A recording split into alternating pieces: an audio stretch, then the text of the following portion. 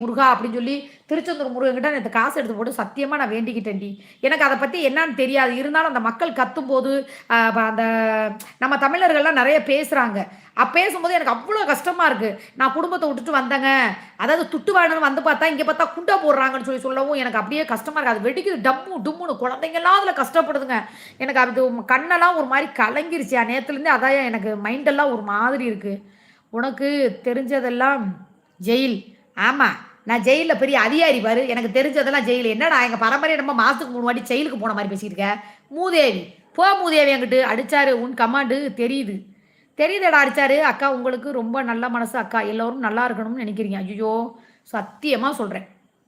முருகன் மேல ஆணையா 3 நாளா அந்த போர் ஓடிக்கிட்டு இருக்கு. இந்த போர்ல நம்ம தமிழர்கள் பேசுறது மட்டும் எனக்கு புரியுது. தமிழ் புரியுது. மத்த அந்த ஊர்க்காரவங்கலாம் உருதுல பேசுறாங்க. ஹிந்தி, இங்கிலீஷு, மலையாளம் என்னென்னமோ பேசுறாங்க. ஆனா, இந்த உலகத்துல உணர்வுகள புரிஞ்சுக்கிறதுக்கு மொழிகள் தேவை கிடையாது. சரியா? அவங்களோட கண்ணும், அவங்களோட